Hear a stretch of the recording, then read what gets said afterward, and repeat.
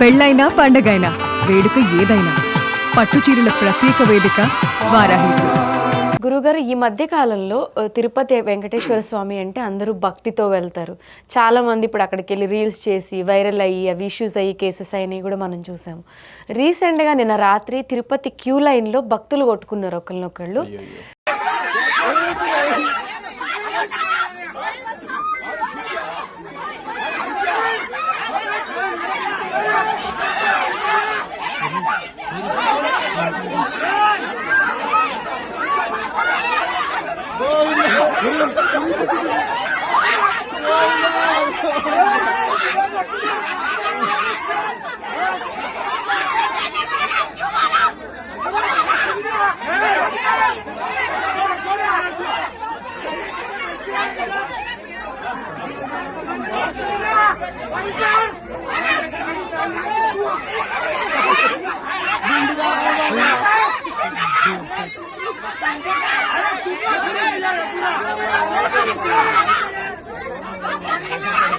అసలు ఇటువంటి వాళ్ళని టీటీడీకి కంప్లీట్గా బ్యాన్ చేయాలి అని చెప్పి భక్తులందరూ కూడా మాట్లాడుతున్నారు. అంటే వీళ్ళు చేసే తప్పుల వల్ల మిగతా వాళ్ళందరికీ కూడా ఇబ్బంది అవుతుంది. అసలు టీటీడీలో ఇన్ని ఇష్యూస్ రావడానికి కారణం ఏంటంట? టీటీడీకి ముఖ్యంగా ఇన్ని ఇష్యూస్ రావడానికి కారణం కూడా ప్రజెంట్ ఉన్నటువంటి గోచారంలో జూపిటర్ పాడవడమే. మనం గతంలో కూడా చెప్పుకున్నాం కొన్ని ఇలాంటి టెంపుల్స్లో అనేది కొంత ఇష్యూస్ జరుగుతాయని. దట్ ఈస్ ద మెయిన్ కారణం. అయితే మనం గ్రహస్థితి పక్కా పెడితే ఫస్ట్ ఆఫ్ ఆల్ అసలు మనం టెంపుల్కి ఎందుకు వెళ్తున్నాం, దేవుడి కోసం ఎందుకు వెళ్తున్నామంటే రకరకాల వ్యక్తులు రకరకాల ద్వారా వెళ్తారు. మీరు అన్నట్టుగా దేవుడి కోసం వెళ్తున్నాం, కరెక్టే. భయంతో వెళ్తాడు, ఆ వ్యక్తికి ఏదో ఇబ్బంది రాబోతుందేమో అనేటువంటి భక్తితో వెళ్ళే వాళ్ళు చాలా తక్కువ మంది ఉంటారు. కొంతమంది కోరికతో వెళ్తారు. మనకి శ్రీకృష్ణ పరమాత్మ చెప్పాడు, ఆర్తులు, జిజ్ఞాసువులు, అర్ధకాములు, జ్ఞానులు 4 విధములైనటువంటి పుణ్యాత్ములు నన్ను ఆశ్రయిస్తున్నారు, వారిని ఆయా విధములుగా అనుగ్రహిస్తున్నా అంటున్నాడు. అయితే ఇక్కడ మీరు అర్థం చేసుకోవాల్సింది, అసలు మీరు అక్కడికి వెళ్ళి కూడా కొట్టుకునేటట్టయితే ఒకరినొకరు ఇంకా అక్కడికి వెళ్ళడం ఎందుకు? మనం మనసులో గనక నామస్మరణ, అది అమ్మవారు కానివ్వండి, వెంకటేశ్వర స్వామిని కానివ్వండి, ఎవరినైనా సరే మనసులో అనుకోగానే వెంటనే మనసులో వింటాడు. తెలుసా మీకు? మనం మనసులో జస్ట్ అయ్యో ఏడు స్వామి ఇలా అయింది అని అనుకుంటే ఆయన వింటాడు. అయ్యో స్వామి నాకు ఇలా ఉందని మీరు మనసులో అనుకుంటే వెంటనే వింటాడు. ఆయన కలియుగ దైవం. అలాంటిది ఆదిశేషు స్వరూపం అండి ఆ కొండంతా కూడా. ఆదిశేషు స్వరూపమైనటువంటి ఆ కొండ మీదకెక్కి అక్కడ లైన్లో నిలబడి మీరు చేయవలసింది ఏంటంటే, ఎవరైనా కూడా ఎంత ఎక్కువసేపు అయితే అంత ఎక్కువసేపు హ్యాపీగా ఫీల్ అవ్వాలి. ఇప్పుడు ఒక్కోసారి మనకి 2-3 గంటల్లో అయిపోతుంది, ఒక్కొక్కసారి 1 డే పడుతుంది అక్కడ ఉండే రష్ని బట్టి. ఎంత ఎక్కువసేపు, నన్ను చాలా మంది అంటుంటారు, అయ్యో మాకు చాలా లేట్ అయిపోయింది సార్, ఎంత అదృష్టవంతులండి అంట. ఎందుకంటే మీరు అక్కడ కూర్చున్నంతసేపు మీ చేతిలో ఫోన్ ఉండదు, చక్కగా కూర్చొని స్వామివారిని ఓం నమో వెంకటేశాయ, ఓం నమో వెంకటేశాయ అనుకోవచ్చు. మీరు గమనించండి, అక్కడికి వెళ్ళి గనక ఎవరైతే ఆ స్వామివారిని మనస్ఫూర్తిగా మనసును పెట్టి అలా అంటారో వాళ్ళకి అది దర్శనం అయిపోయిన తర్వాత ఏదో తెలియని కంప్లీట్ రిలీఫ్ వచ్చేస్తుంది. మీరు ఎప్పుడైనా కాలినడుకుని ఎక్కారా? మీరు ఎప్పుడైనా ఎక్కేటప్పుడు అమ్మా అనుకుంటాం, అన్ని మెట్లు కదా, కొంచెం అలుపు వస్తుంది. కానీ ఎప్పుడైతే వన్స్ మనకి ఆ వెంకటేశ్వర స్వామిని చూడగానే అంతా ఏమైపోతుందో తెలియదు. నేను ఈ ఎక్స్పీరియన్స్ 2 సార్లు చేశాను. ఒకసారి అయ్యప్ప స్వామి, 3 సార్లు నేను అయ్యప్ప స్వామి మాల దీక్ష తీసుకున్నాను. అదైతే ఇంకా హై లెవెల్ ఉంటుంది. అసలు ఆ కొండ ఇట్లా ఉంటుంది, ఇట్లా ఎక్కాలి, చెమట్లు కారిపోతూ ఉంటాయి ఇరుముడు పట్టుకుని ఎక్కితే. మీకు ఒళ్ళంతా పచ్చడి అయిపోయినట్టు ఉంటుంది. తీరా మీరు పైకి వెళ్ళి స్వామివారిని ఇలా చూడగానే ఏమైపోతుందో తెలియదు, మొత్తం ఏమైపోతాయి. మొత్తం అసలు 0% బాడీలో పెయిన్స్ అస్సలు ఉండవు, ఏమీ ఉండవు. అది నేను అక్కడ ఎక్స్పీరియన్స్ చేశాను అండ్ వెంకటేశ్వర స్వామి ఆలయంలో ఎక్స్పీరియన్స్ చేశాను. అంటే మీరు అర్థం చేసుకోవాల్సింది ఏంటి, అక్కడ ఒక ఎనర్జీ ఉంది. ఆ ఎనర్జీ మీలో ఉండేటువంటి నెగటివ్స్ని, మీలో ఉండేటువంటి పాపాన్ని అన్నిటిని తీసేస్తుంది. అలాంటి ప్రదేశానికి మనం వెళ్తున్నప్పుడు ఎంత శ్రద్ధగా, ఎంత భక్తిగా ఉండాలి.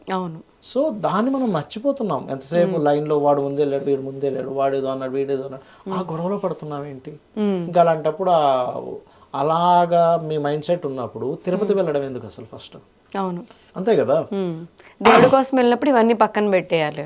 మనము ఒక సీఎం గారో పిఎం గారో ఉండి, లేకపోతే ఒక గవర్నర్, లేకపోతే పెద్ద స్థాయిలో ఉండేటువంటి వ్యక్తి ముందుకు వెళ్ళినప్పుడు మనం చిల్లరగా కొట్టుకోము. ఎందుకు? ఆయన చూస్తున్నాడు, చిచ్చి ఆయన ముందు ఇట్లా కొట్టుకోవడం ఏంటి, ఏమనుకుంటారు అని. అవునా? ఈ లోకాలు నేలేటువంటి వెంకటేశ్వర స్వామి కొండ మీదకి వెళ్ళావు నువ్వు. అక్కడికి వెళ్ళి మొత్తం విశ్వం మొత్తం ఉన్నాడు ఆ యొక్క పరమాత్మ లేడని కాదు, కానీ ఇంకా స్పెసిఫిక్గా అక్కడ ఆయన శిలగా మారిపోయాడు. వెంకటేశ్వర స్వామి ఆలయం ఏదైతే ఉందో అది ఎవరో చెక్కినటువంటిది కాదు, ఆయన 2 అడుగులు వెనక్కి శిల అయిపోయాడు. స్వయంభూ అంటారు దాన్ని. అది అలా అయిపోయింది అంతే. వెంకటేశ్వర స్వామి శిలగా మారిపోయాడు. ఎవరో రాయి తీసుకొచ్చి అక్కడ పెట్టింది కాదు అది, దాని చరిత్ర అలా ఉంది. మరి అలాంటప్పుడు అందుకే మీరు లోపలికి వెళ్ళగానే మనం ఎన్నో అనుకుంటాం, లోపలికి వెళ్ళి అన్ని మర్చిపోయి అలా చూస్తూ ఉంటాం. అది చూడంగానే మనకు తెలియదు, జస్ట్ ఆ సెకండ్స్ తెలియని ఒక ఫీల్ ఎంత హాయిగా ఉంటుందంటే, అసలు ఆ సెకండ్ మనకేమనిపిస్తుంది అంటే మనం ఆత్మస్వరూపం అనే విషయం తెలుస్తుంటుంది మనకి. అంటే మన ఆత్మ, మన సోలు మనము తప్పితే ఇంకోటి ఉండదు, ఈ శరీరం కనబడదు అసలు అక్కడ. అంత గొప్ప ప్లేస్కి వెళ్ళి చిల్లరగా కొట్టుకోవడం ఏమిటి అనేది ఒక్కసారి మనం కనుక బుద్ధి పెట్టి ఆలోచిస్తే అర్రే నిజమే కదా అనిపిస్తుంది. అక్కడికి వెళ్ళామా ప్రశాంతంగా, అక్కడ చూడండి మీరు రూమ్స్లో మొత్తం పెట్టేసి పరిగెట్టిస్తుంటారు. నేనైతే ప్రశాంతంగా పక్కన ఉంటాను జాగ్రత్తగా, మెల్లగా పోదాం ఎందుకే ఉరుకులు పరుగులు అని. కాబట్టి ఏంటంటే నేను చెప్పేది ఒకటే, మీరు ఎంతసేపు మీరు రూమ్స్లో ఉంటే, ఎంతసేపు అక్కడ ఉంటే ఆ వెంకటేశ్వర స్వామి నామస్మరణ చేయండి, పాపక్షయం అవుతుంది. ఆ కొండ మీద ఎంతసేపు ఉండి మీరు ఎంతసేపు అనుకుంటారో. చాలామంది తెలియక చెప్పులు వేసుకొని తిరుగుతుంటారు, అసలు చెప్పులు వేసుకొని తిరగకూడదు. నేనైతే అసలు కిందనే చెప్పులు వదిలేసి కొండ మీదకి నడుచుకుంటూ వెళ్ళిపోతాను. నేను ఒకసారి ఇట్లాగే వెళ్తూ ఉన్నా, కొండెక్కుతూ ఉంటే నాకు సందేహం వచ్చింది. అరే చెప్పులంటే నేను వదిలేసి వెళ్తున్నాను కింద, నాకు లెట్రిన్ బాత్రూమ్ వస్తుంది, కొండ మీద వెళ్తున్నాను, అయ్యో ఏమిటిది అనిపించింది. థాట్ వచ్చింది నాకు. వచ్చినప్పుడు అప్పుడు అనుకున్నా, లేదులే ఒక చిన్న పిల్లవాడు ఉంటాడు, వాడు మన మీద ఒంటెలు పోస్తాడు, నెలల పిల్లడు.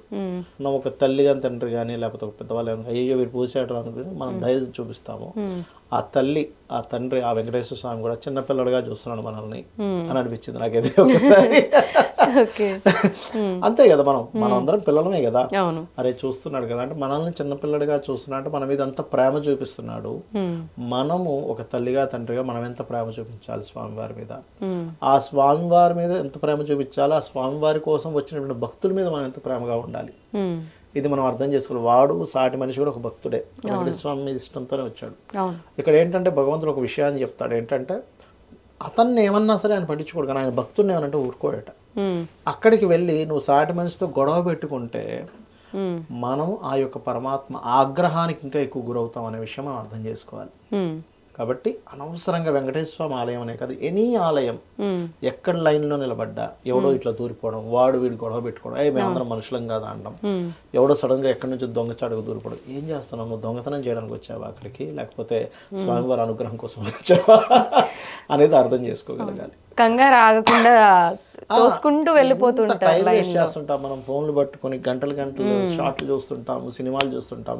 ఏమైపోయింది ఆ ఒక్క 10 నిమిషాలు నీకు కొంపలు మునిగిపోయాయి అని ఒక్కసారి ఆలోచించాలి. ఆలోచిస్తే మనకు ఒక క్లారిటీ వస్తుంది. ప్రశాంతత కోసం వెళ్తున్నాము, ఆ ప్రశాంతత లేకుండా మనం ప్రవర్తిస్తున్నాం అక్కడ. అవును, అక్కడికి వెళ్ళిన తర్వాత రీల్స్ చేయడం ఒకటి ఫేమస్ అయిపోయింది గురువు గారు. అంటే భక్తులకి స్ట్రిక్ట్ రూల్స్ పెట్టినా కూడా అక్కడికి వెళ్ళి రీల్స్ చేయడం, అవి చేయడము. సో పొలిటికల్ గా ఏంటంటే ఇప్పుడున్న బిఆర్ నాయుడు గారు ఆయన మీద కాంట్రవర్సీస్ ఉన్నాయి కాబట్టి అసలు గవర్నమెంటే ప్రాపర్ గా లేదు. దాని గురించి కూడా ప్రిడిక్షన్ ఇచ్చాం.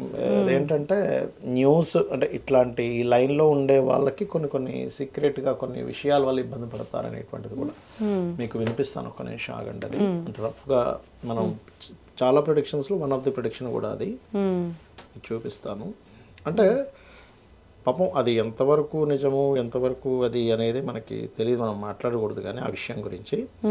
బట్ గ్రహస్థితి అలా ఉంది, ప్రజెంట్ ఉన్నటువంటి ప్లానటరీ పొజిషన్స్ ఏవైతే ఉన్నాయో ఆ రకంగా ఈ కమ్యూనికేషన్ రంగాల్లో ఉండేటువంటి వారికి అండ్ ఈ రంగాల్లో ఉండేటువంటి వారికి ఆ యొక్క ఇబ్బంది రావాలని ఉంది యాక్చువల్ చెప్పాలంటే.